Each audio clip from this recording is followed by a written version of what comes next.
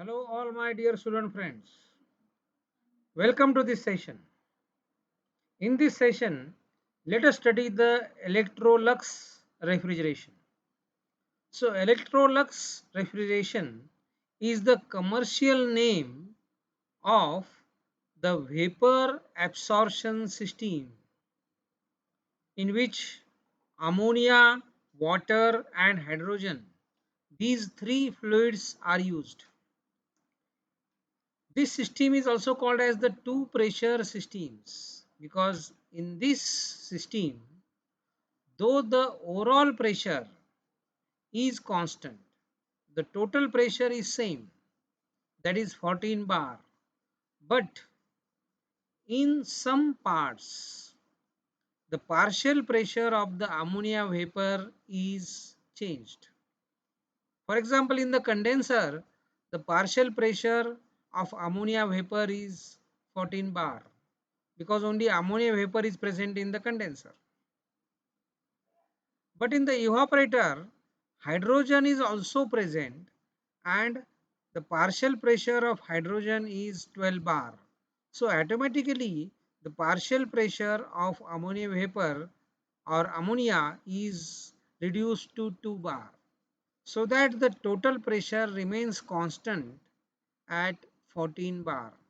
So this is the speciality of this system, that is the Electrolux refrigeration system, which is the commercial name of the ammonia water vapor absorption system in which hydrogen is used as the third fluid.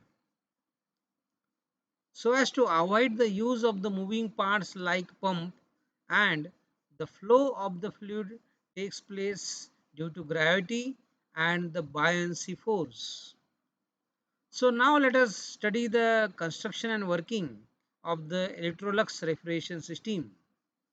The Electrolux refrigeration system consists of the generator, separator, condenser, then the evaporator, then the absorber, and the absorber is connected to the generator is connected to the separator is connected to the condenser as well as the absorber. The absorber is having the fins extended area for cooling purpose. At the same time, the condenser and the evaporator, they are also acting as the heat exchangers. So they are also having the extended surfaces so as to increase the area available for heat transfer. Now let us study the working of this particular Electrolux refrigeration system. Let us start from the generator. In the generator, we are having the strong solution. It means the lot of ammonia vapors are absorbed in the absorber in the water. So the water when absorbs lot of ammonia vapor, that is called as the strong solution, and that strong solution will enter the generator from the absorber.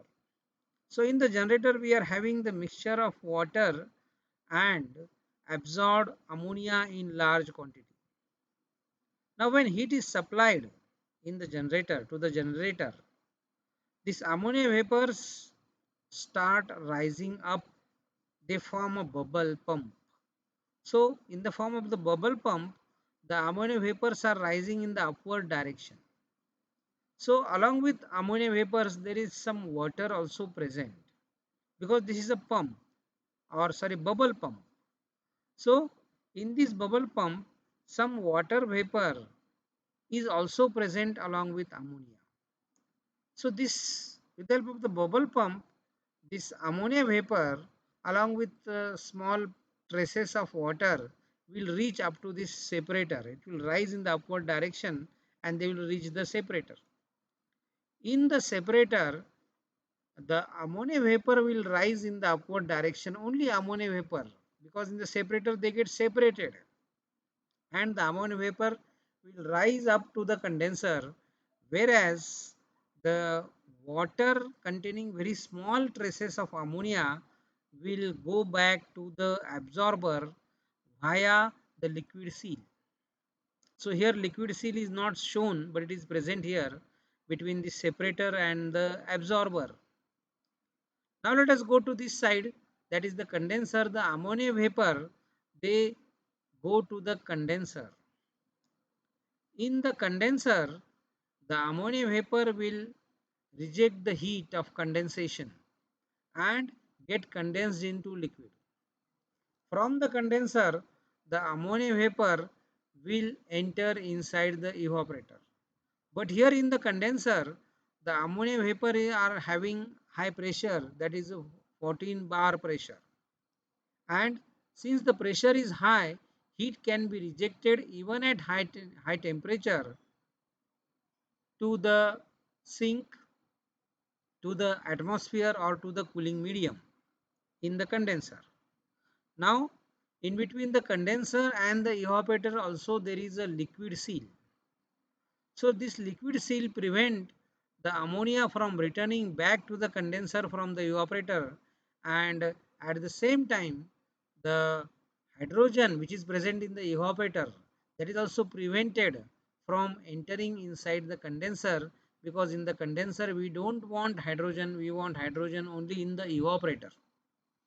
Now this hydrogen is present in the evaporator at 12 bar pressure, and when the uh, liquid ammonia which is condensed in the condenser, it enters the evaporator, its partial pressure get reduced to 2 bar, because hydrogen is present at a pressure of 14 bar. Now in the evaporator, this ammonia, liquid ammonia will get evaporated and it get mixed with the hydrogen. Now when the liquid ammonia gets evaporated in the evaporator, it will absorb the heat of evaporation and thus provide the refrigerating effect or the cooling effect. And the ammonia vapors get mixed with the hydrogen gas.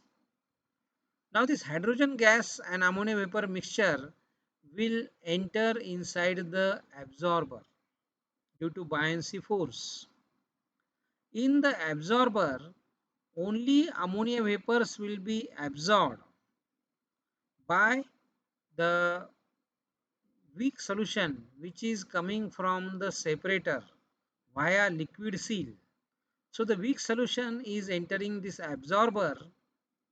So this absorber consists of this pipe and this extended surface along with this small vessel. So this total portion is nothing but the absorber. Here the liquid seal is not shown, but it is present here. So this liquid seal will prevent the hydrogen from entering the separator and thus the condenser. So hydrogen is not allowed to enter in this direction. Hydrogen will go back to the evaporator, because the ammonia vapors are absorbed by the weak solution which contains maximum percentage of water and very small traces of ammonia. So that will absorb the ammonia vapors and get converted into strong solution. After getting converted into strong solution, that means the percentage of ammonia vapors absorbed will be large now. So in the absorber, the ammonia vapors are absorbed, and this process of absorption is exothermic process.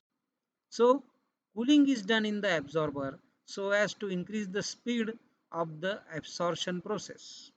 Now after absorption, the ammonia vapors, the strong solution which is formed as a result of absorption, that will enter inside the generator, that will go to the generator. In the generator again heat is supplied and a bubble pump is formed, and due to the bubble pump the ammonia vapors rise in the upward direction up to the separator in the form of bubbles.